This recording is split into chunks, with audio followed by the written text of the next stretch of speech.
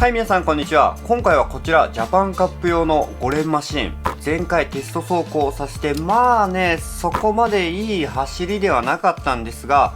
今回はこちらのマシン少しリニューアルをしまして、新年早々フォースラボさんに行って走らせてみました。それもね、なかなかね、いい走りをしていたので、まずはね、前回とどこを変えたのかご紹介していきたいと思います。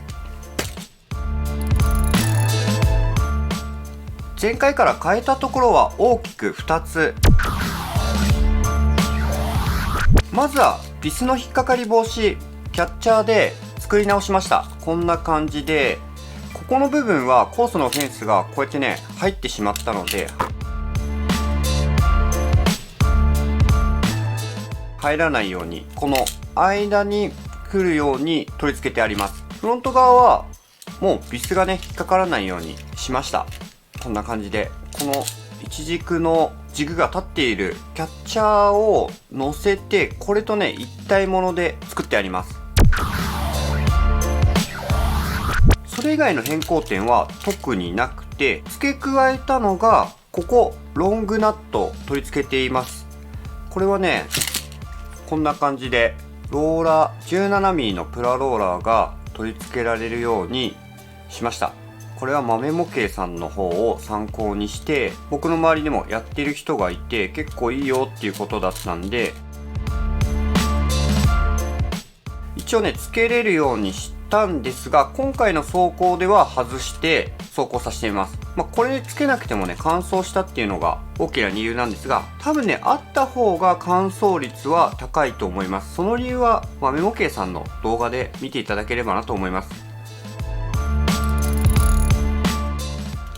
今回フォースラボさんの模擬コースレイアウトの方は横浜タイヤサプライズロード2レースで2の方のコースレイアウトになっています。2レーンと3レーンに分かれるところがあって、3レーンの方にはテーブルトップ。わりかしね、シンプルなコースレイアウトで、2レーンのレーンチェンジとかがないので、対策の方はね、しやすかったですね。では早速、こいつの走行動画、全体の見ていただけたらなと思います。それでは、どうぞ。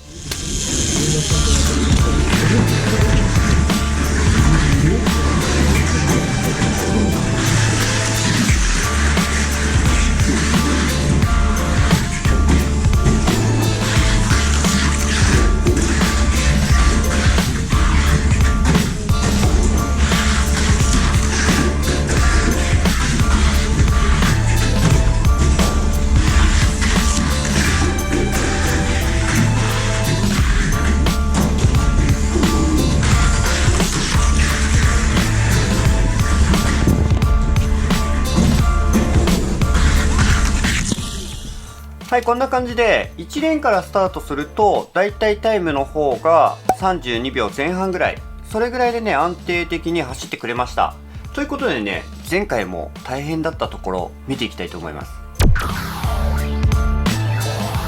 もうなんて言っても前回コースアウトしまくったところがムササビチェンジャーではなくて、その下の部分のレーンが変わるところ、あそこですね。あそこで飛びすぎちゃってコースのフェンスに引っかかってコテンってなるパターン。あとね、ここの部分がね、なんか知んないけどうまくはまってしまったりとか、そういったことが多かったんですけれども、今回はね、あそこでコースアウトすることはほとんどなくなりました。全体の走行動画見ていて気づいた方もいらっしゃると思うんですが、その前の VQS マウンテン45度バンクの方でめちゃめちゃブレーキを効かして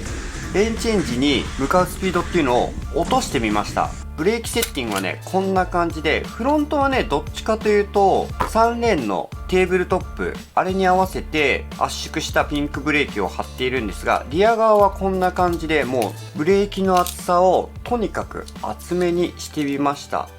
こんな感じで、とりあえずね、赤の 3mm ブレーキの上に 1mm の青ブレーキを貼って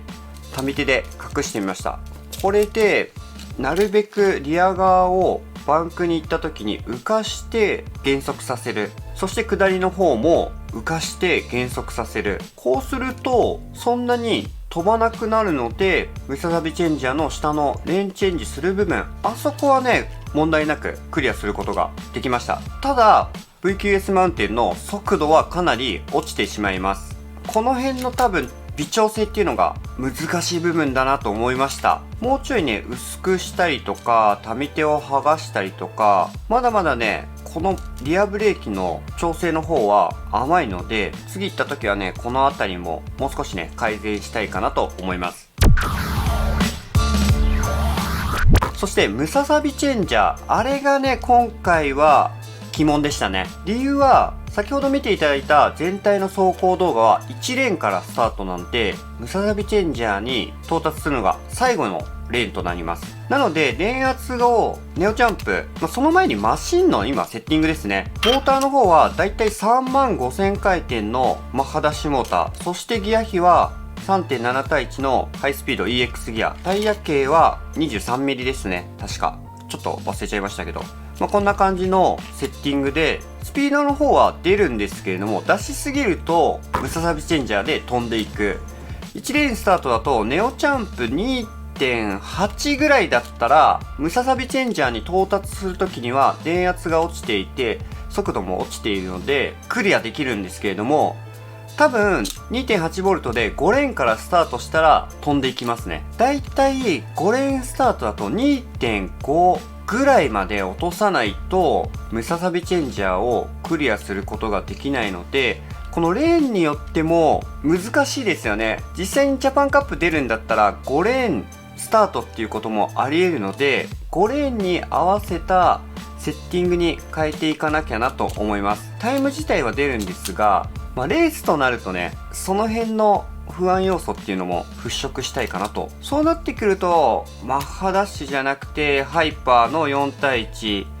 で、電池の方もね決勝とか、どこかまで行くとアルカリ電池支給になってくると思うと、アルカリ電池で今後ね走らせるっていうのもちょっとやっとおかなきゃなっていうところなんですよね。そこまでねいけるかっていうのもあるんですが、スラッシュバンクに関してはコースアウトすることは一度もなかったですね。下側にゴム輪をつけているからなのかどうかっていうのはねわからないんですが、一回ね外してみればよかったなって思ってるんですよ。これがなければコースアウトするんだったらやっぱり必要ですし、なくてもいけるんだったら取っちゃってもいいですよね。ちょっとねこれも今後ありなしをね試してみたいと思います。そして何気にコースアウトしたところが3レーンのテーブルトップ、あそこ飛びすぎちゃってちょっと跳ねたりすると先にコーナーがあるので、そこでね吹っ飛んでいきます。この辺のブレーキ調整が難しくて、リア側は VQS マウンテン用にブレーキのセッティングをしているので、フロント側でなんとか対応していく感じがいいのかなと思いました。ただコーナーからね直のテーブルトップなんでマシンのね姿勢も乱れやすいとなると、このテーブルトップを飛び越すのか飛び越さないのか、その辺でタイムも変わってくるので、ただモーターとかハイパーダッシュモーターとかに変えるんだったら一回安牌にテーブルトップスロープ手前ぐらいで落としてスロープを下っていくっていうのも作戦の一つとしてはありかなと思うので、その方がね完走率が高くなると思うんですよ。ジャパンカップ用のマシン、前回走らせた時気になったところを直して今回走らせてみたんですが、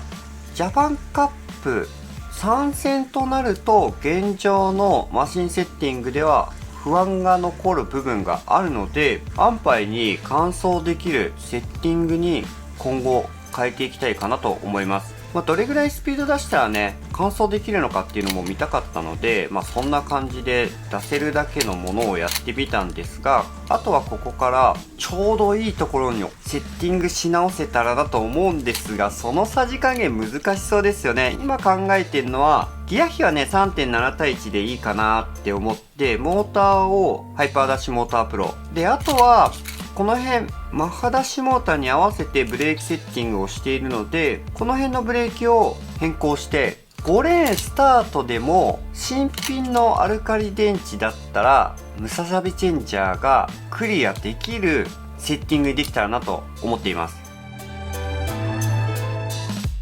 今回はこんな感じで終わりにしたいと思います。5レーン走らせてると気持ちいいですよね。このシャーシャーっていう音とか、着地した後のグイーンって伸びるなんか再加速の感じとか、3レーンと違ってね、そういった疾走感みたいな、そういうのね、たまらんですよね。またね、ジャパンカップいつやるのか、まあ予定の方は出ていますが、現状またコロナの方、増えてきている感じもするので、まあ、東京はちょっと厳しいのかなって個人的には予想しているんですが、いつかは出れるだろうということで、ひたすらね、出れるチャンスを伺って、マシン調整をしていきたいと思います。それでは最後まで見ていただきありがとうございます。この動画が良ければグッドボタン、そしてチャンネル登録もしていただけたらありがたいなと思います。